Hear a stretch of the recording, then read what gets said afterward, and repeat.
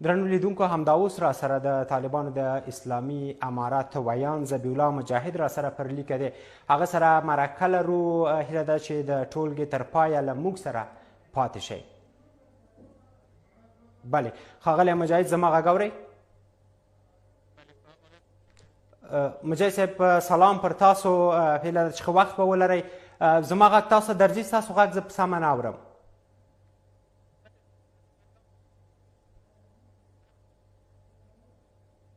بله ښاغلی مجاهد زما غږ اورئ؟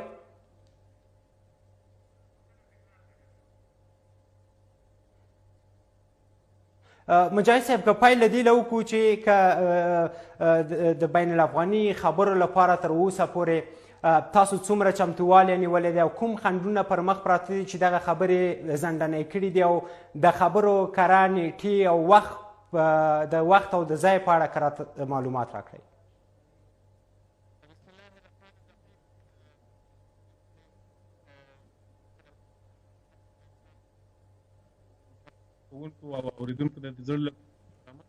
علیکم السلام.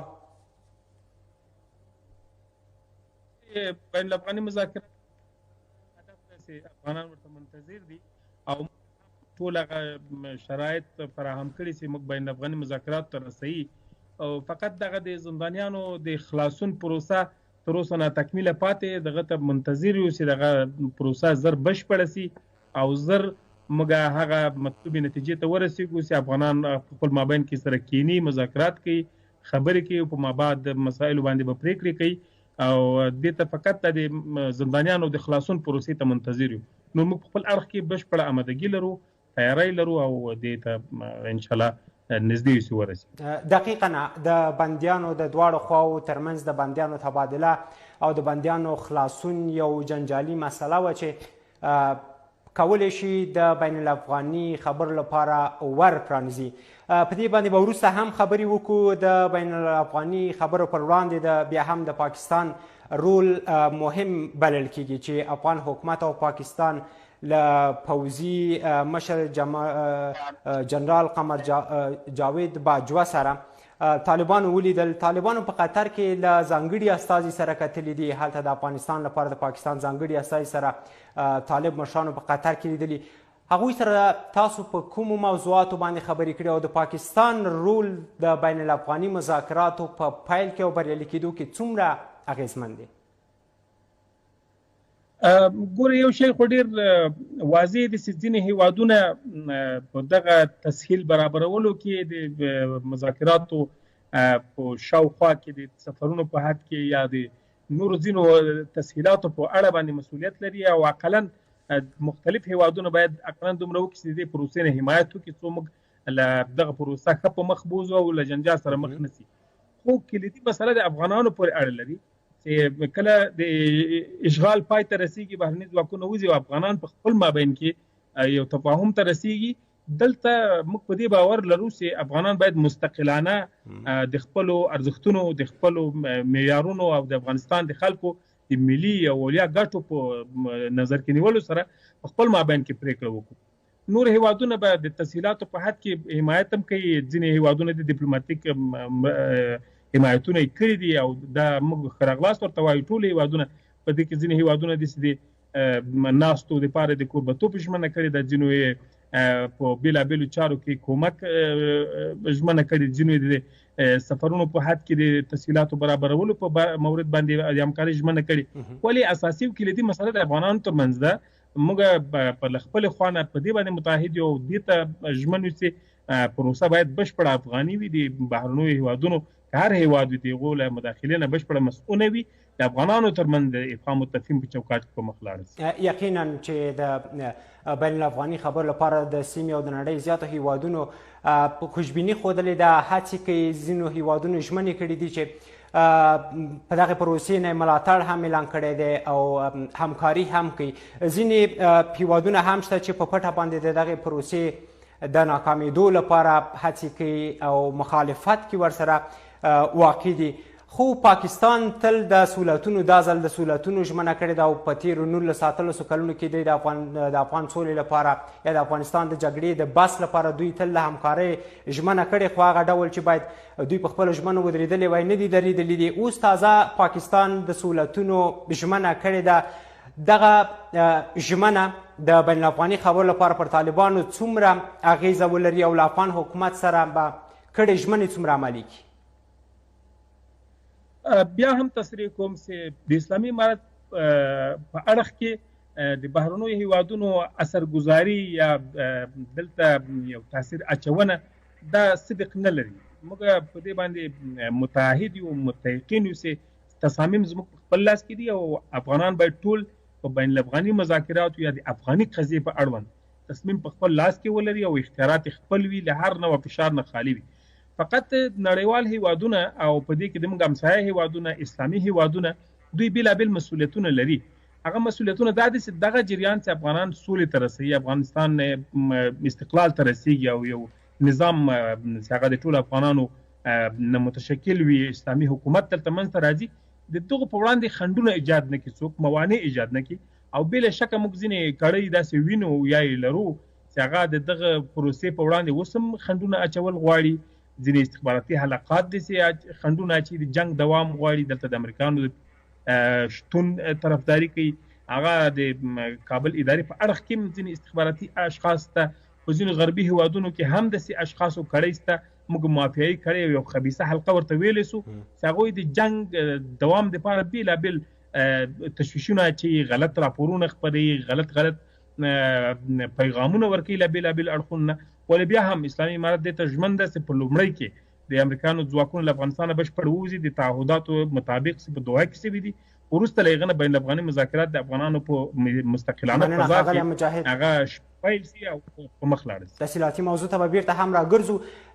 خلکو سره یو ډول اندېښنې دي او شکونه دي چې د بین الافغاني خبرو په پیل کې او د دغه خبرو په لړ کې به د پاکستان رول هم زیات وي. تاسو څومره باورمند یاستئ، څومره ډاډه یاستئ چې پاکستان به په دغه خبرو کې په دغه پروسه کې به رول ونه لري او که وی لري په کومه کچه به وي، او څومره ډاډ ورکولی شي افغانانو ته چې د پاکستان به په دغه خبرو کې مداخله نه کوي او که مداخله هم کوي د افغانستان سولې د یقیني کولو لپاره به وي؟ ګورئ، ما د درېیم ځل دپاره تاسو ته په ځواب کې ویلي چې موږ په دې باور لرو چې د افغانستان قضیه د افغانانو په لاس کې وي او پریکړې او تصامیم د افغانانو لخوا ونیول شي. بهرني هیوادونه د ډیپلوماټیک عرصه کې همکاري ټول کولی شي او موږ د هغو هرکلی کوو چې څوک همکاري کوي او د افغانستان د سولې طرفدار وي، دلته خنډونه نه ایجادوي. ولې په عموم کې باید یادونه بیا هم وکړم چې افغانان په خپله مسؤلیت لري. اسلامي امارت ژمن ده چې په مستقلانه توګه باندې پروسې ته داخل سي او د افغانستان د ملي ګټو او اسلامي ارزښتونو معتقداتو په چوکاټ کې دننه هم پریکړې وسي، هم تصامیم ونیول سي. ځینې تخریبي حلقې موږ وینو ستا چې هغه د ځینو هیوادونو ښکیلتیا دلته غواړي، داسې په ابشاري کېږي د پاکستان په موجودیت یا د ځینو نورو هیوادونو په موجودیت یا طبعا هغو ته شکوې کېږي او هغه هڅه کېږي چې دلته قضیه کې داخل وساتل سي. دا په خپله د خبیثه حلقو هڅه ده او د دې ریښه بېرته د کابل په اداره کې دننه موجوده ده چې هغوی هڅه کوي د ځینو هیوادونو پښه دلته وساتي. موږ له خپلې خوا نه ژمنتیا کوو چې دلته باید مستقلانه افغانان پرېکړه وکړي. پاکستان زموږ یو همسایه هیواد دی، دغسې نور همسایه هیوادونه لرو، هغوی د افغانستان په سوله کې ټول ګټه لري، ټولو دپاره نفع ده چې دلته په سیمه کې باید امن وي، اطمینان وي او یو واحد مرکزي قوي نظام موجود وي، حکومت موجود وي، دې نه د څوک د خطر احساس نه کوي. نو د پاکستان په شمول ټول هیوادونه باید دلته مثبت رول ولري او داسې رول ولري چې هغه افغانانو باید تاثیرګذاره نه وي. مننه مجاهد صاحب. دې بحث ته بیرته راګرځو. خبرې په قطر کې پیلېږي او د قطر په دفتر کې ویل کېږي چې تغییرات راځي. دغه تغییرات په کومه کچه دي؟ داسې هم ویل کېږي چې 6 غړي به نوي کېږي. که دغه 7 کسان نوي کېږي په کومه کچه دي؟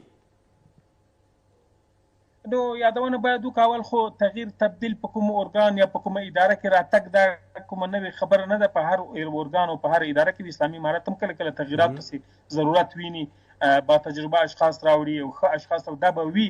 ولې اوس دپاره موږ د کوم تغییر شاهد نه یو.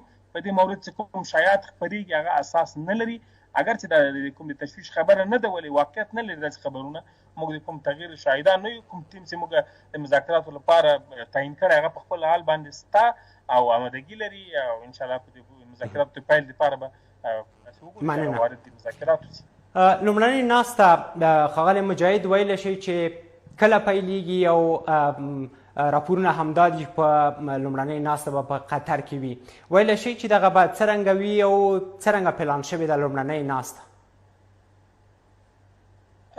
کله چې موږ دغه د مذاکراتو د شرایط په پام کې ونیسو شرایطو ته فراهم کړو د ناستې دپاره موږ مانع نه لرو موږ له خپلې خوا نه هېڅ مانع نشته چې ناسته به چیرې څرنګه کېږي خو مهمه خبره دا ده چې د مذاکراتو ته موږ ورورسېږو خنډونه ایجاد نه سي تر اوسه پورې موانع موجود وو د بندیانو قضیه ډېره وځنډېده تر اوسه هم 4 میاشت ده چې د دوحې په هغه تړون لاسلیک شوی ده ولې د موانعو د ایجاد له امله 4 میاشت کې موږ هدف ته نه رسېږو نو اوس هم لا ځینې بندیان شته چې په هغه تعداد تقریبا ډېر د نږدې 2000 کسان بندیان لا هم خلاصون یې پاتې ده که دغه پروسه تکمیل سي بشپړه سي موږ مذاکرات ته رسېږو جای مهم نه ده چې په هر ځای کې وي موږ د جای او د خبرو د پیل لپاره هر ځای چې وي موږ مناسب وبولو هغه ته تللی سو او خبرې کولی سو ډېره مهمه خبره د مذاکراتو هغه وخت ته رسېدل دي چې باید شرایط فراهم سي موانع لري د لومړنۍ ناستې د پیل لپاره او د لومړنۍ ناستې د جوړښت لپاره د افغانستان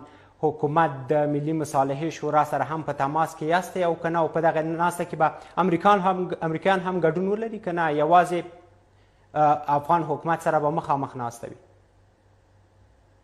نو موږ د کابل ادارې سره خبرې نه کوو دا چې موږ ډېر وارې تصریح کړی چې موږ د حکومت په عنوان له چا سره خبرې نه کوو افغاني جهتونو سره خبرې کوو افغان بېلابېل جهتونه یو ټیم لري یو ساختار ځان ته جوړ کړی ده موږ له هغو سره وارد خبرې کېږو البته دغه هغه جهتونه دي چې دغه 19 کاله د امریکانو د اشغال په شاوخوا کې پاتې شوي دي منازعه له هغو سره د جنجال پیښ شوی د جنګ راغلی ستونزې لرو دغه ستونزو حل لپاره د افغاني جهتونو ترمنځ مذاکرات کېږي او دې ته موږ بین الافغاني مذاکرات وایو دلته چې هر چاته د اړیکو اړتیا سي د اړتیا په اساس به د هغه جهتونو سره موږ اړیکه نیسو څو تسهیلات فراهم کړي څو کینو او څو بیا وروسته بعدي کې نتایج ورکړي ویلی شئ چې کومو جهتونو سره تر اوسه پورې لیده کاته شوي دي یا تماس ورسره نیول شوی دی او تر اوسه پورې کومې او مطلوبې پایلې ته رسېدلي یاستئ د بین الافغاني خبرو د لومړنۍ ناستې لپاره؟ یادونه باید وکړو چې ډېره مهمه قضیه د بین افغاني ناستې په وړاندې چې خنډ دا هغه د زندانیانو پروسه ده دا ډېره وځنډېده او خسته کنه هم شو تقریبا دا باید هر څه زر حل سي هغه جهتونه چې په دې کې مسؤلیت لري په لوی سر کې امریکایان مسؤلیت لري ځکه په تعهداتو کې هغوی ژمنه کړې ده او له هغې نه بعد داخلي جهتونه هم چې د زندانیان ورسره دي هغوی هم مسؤلیت لري چې دغه قضیې نه د بهانو او د سد باب په حیث باندې استفاده ونه کړي معنی قرار ورنه کړي زر دغه پروسه پای ته ورسېږي چې ډېر وخت باید ونه نیسي او بین الافغاني مذاکرات پیل شي د مذاکراتو په جریان کې به بیا انشاءالله موږ پرمختګونه هم لرو بیا تماسونو ته لار پرانیستل کېږي مننه مجاهد صاحب ډېر ترکیز د بندیانو په خلاصون ډېره مننه وروسته هم د بحث په لړ کې په زندانیانو او د دغه زندانیانو په خلاصون باندې خبرې کوو اوس که راته ووایاست چې د کومو سیاسي جهتونو سره ستاسو خبرې شوي دي په کومه کچه وې او پایلې څه وې که راته روښانه یې کړئ تر اوسه خو د کوم سیاسي جهت سره خبرې نه دي شوې البته یو څه دي چې د افغانانو بېلابېلو اقشارو یا مشرانو ځینو پوهانو هغه چا چې دلته تجربې لري په سیاسي مسایلو کې له هغو سره زموږ مشورې وخت په وخت دوام لري له هغو سره په اړیکه کې یو او مشورې مو سره کړي دي او ځینې نظریات مو ځینې غوښتي دي هغه کې ځینې ډیپلوماتان دي مثلا د افغانستان یا رسمي خلک نه ولې پخواني با تجربه خلک د پوهنتون استادان پاتې شوي دي ځینې داسې خیرخوا خلک چې د افغانستان په قضیه کې دلچسپي لري او افغانان د مسؤلیت لري له هغو نه موږ مشورې وخت په وخت اخلو په تماس کې یو نظریات هم ورڅخه اخیستي دي چې کله مذاکرات شروع شي انشاءالله ښې نتیجې ته به ورسېږو ډېره مننه کومه مجاهد صاحب ستاسو له لورې د جګړې په شدت باندې نیوکې دي ښه به نه وه چې د قطر له هوکړې وروسته د جګړې په شدت کې کموالی راغلی وی او یا یو میاشت یا تر 15 ورځو پورې یا تر 2 میاشتو پورې اوربند اعلان شوی وي نو د اوربند وخت خو تر اوسه نه رسیدلی، هغه به هلته کېږي چې کله موږ توافقات ته رسېږو په مذاکراتو کې اعتماد فضا جوړېږي او دې ته وخت رسېږي چې موږ جنګ ته اړتیا نه وینو. او مخکې له دې چې د تړون لاسلیک شي د 2 ورځو دپاره موږ د اورکم یا د عملیاتو د کمښت ونې درلوده، هغه هم په ډېر بریالیتوب سره ترسره کړه.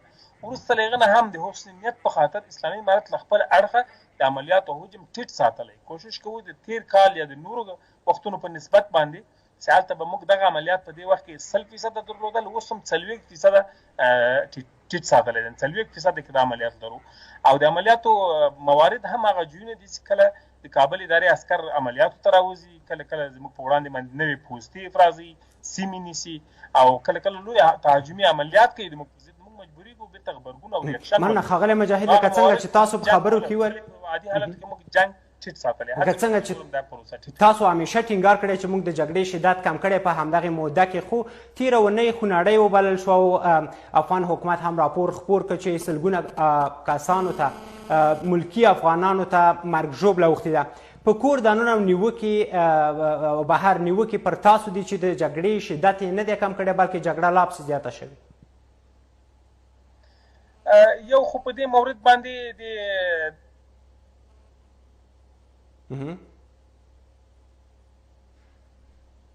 مهرباني وکړئ، زما غږ اورئ؟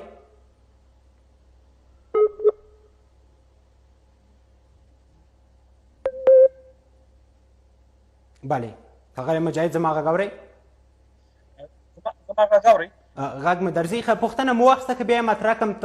تاسو همیشه رسنیو سره په خپلو خبرو کې په دې ټینګار کړی چې د قطر له هوکړې وروسته د جګړې په شدت کې مو کموالی راوستی او 2 سلنه تاسو جګړه کمه کړې ده، خو افغان حکومت راپور خپور کړ چې تېره اونۍ خونړۍ وبلل شوه او په کور دننه او بهر نیوکې پر تاسو دي چې د قطر له هوکړې وروسته جګړه کې کموالی نه دی راغلی بلکې لا پسې زیاته شوې. یو خو دغه شمېرې دي چې خپرېږي او د جنګ ورته لمن وهل کېږي، دا جلا قضیه ده. یو واقعیتونه دي. تاسې د یو رسنۍ په توګه افغانان عموما د دې شاهدان چې په لوی ښارونو کې زموږ لوی عملیات بالکل نشته.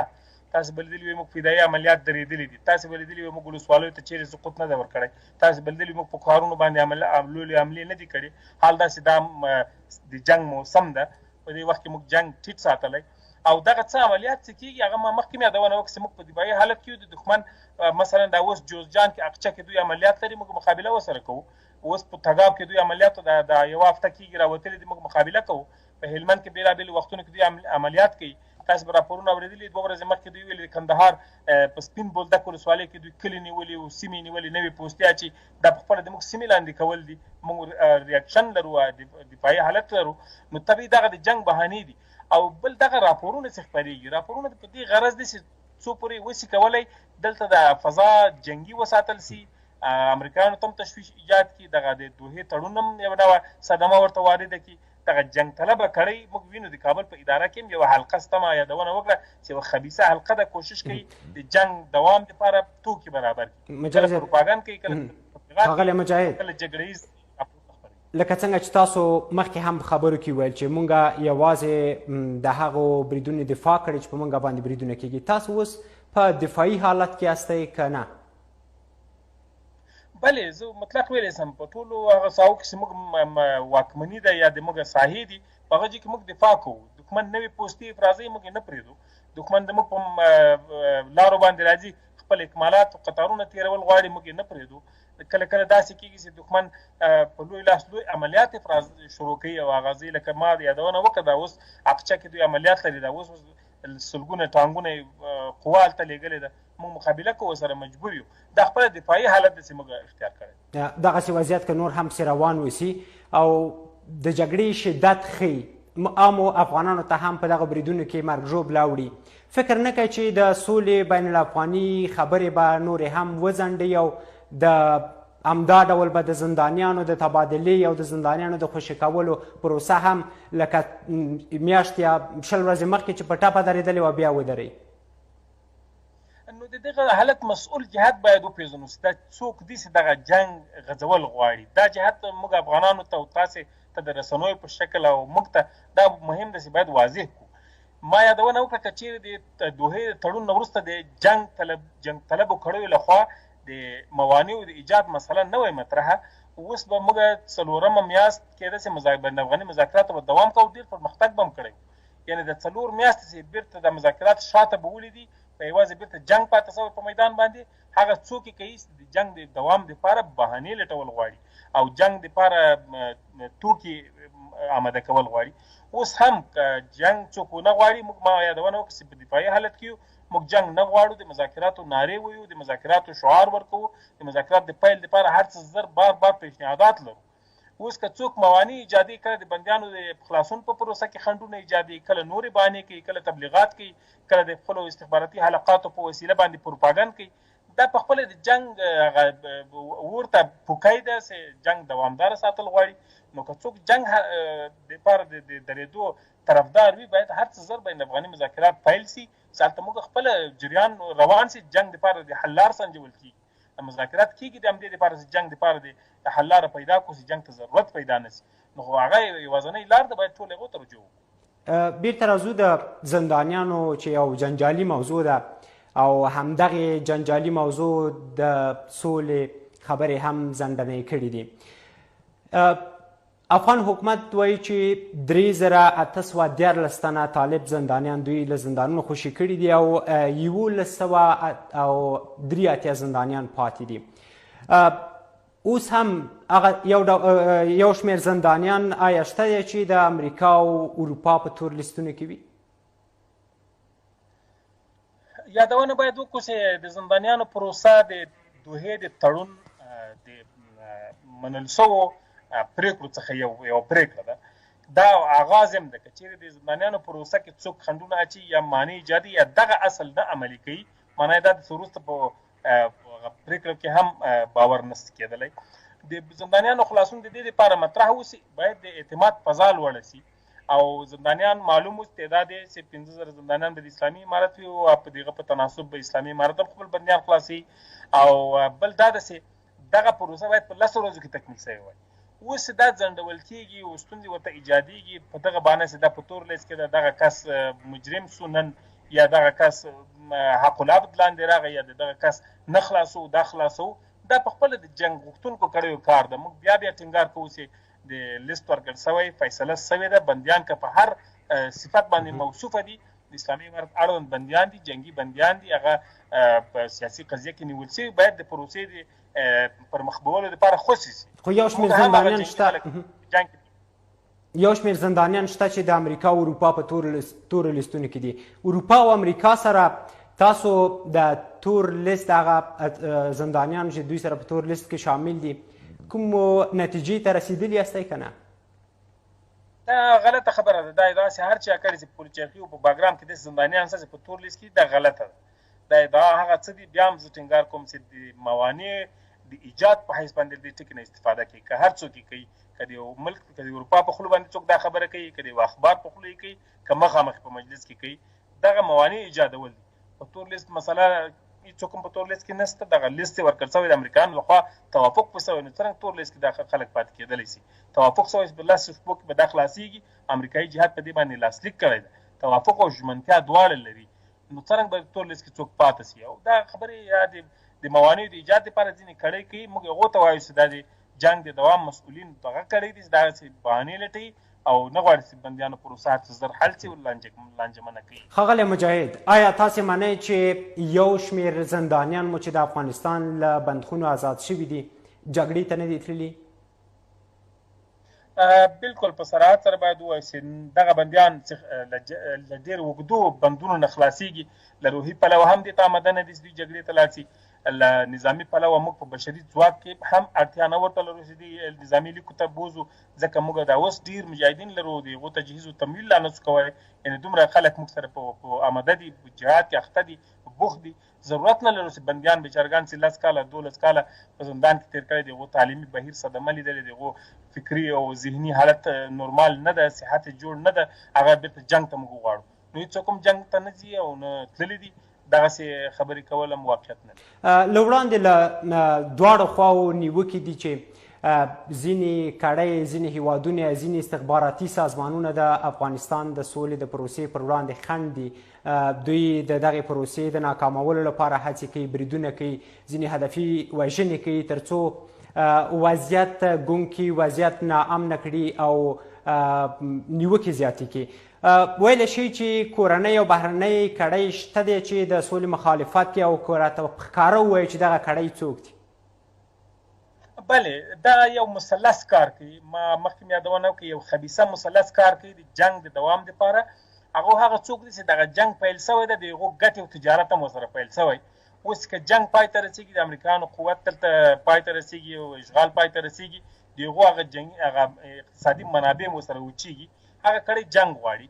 هغه کړۍ یو ټیټ تعداد په امریکا کې موجود ده، په امریکایانو کې پخپله موجود دي. د دوی شاید یا نظامیان وي یا داسې خلک چې په رسنیو باندې نفوذ لري، یا ځینې وکیلان.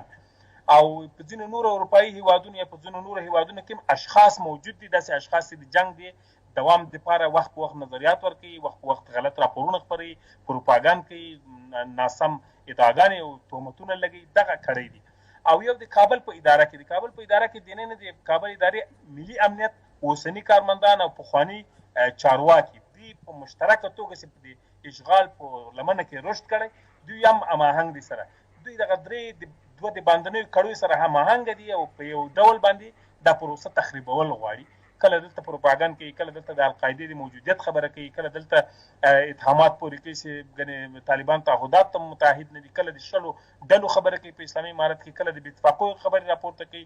دغسې خبرې کول په خپله ځینې په انګلیسي ژبه باندې، ځینې په پښتو او فارسي ژبه باندې دغسې پروپاګند غواړي د فضا غیر نورماله کړي او بې اعتمادۍ منځته راولي، دغه د دوحې تړون ته هم صدمه واړوي. او عین حال کې د اشغال دوام باید وي او دغه بهرني ځواکونه هم باید پاتې شي. کله چې د افرادو هر کوم همداسې چا طرفدار دی چې د بهرنیو ځواکونو شتون غواړي، د همدې دپاره یې ټوله پروسه د خنډ سره مخ کړې او پرمختګ ته اجازه نه ورکړي چې افغانان پرمختګ وکړي. مننه. کله چې د افرادو مسله یادوو چې په دغه بریدونو کې افراد هم یا وړې ډلې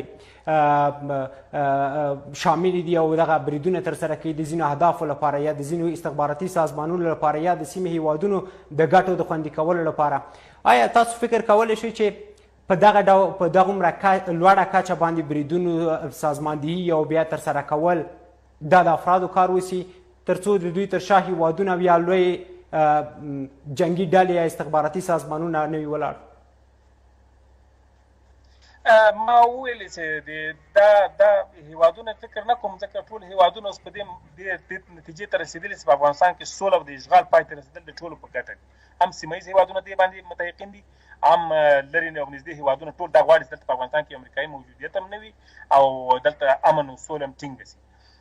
د هیوادونو خبره نه کوم، ولې هغه مافیایي کړۍ چې په جنګ کې تجارت روان ده، هغه ځینې نظامي خلک دي، ځینې د نظامي فابریکو د تولیداتو خلک دي، ځینې دلته په افغانستان کې هغه خلک دي چې د امریکایي اشغال سره په څنګ څنګ کې دوی رشد کړی او پیسې پیدا کړي، تجارت پیدا کړی او مافیایي جریاناتو کې دخیل.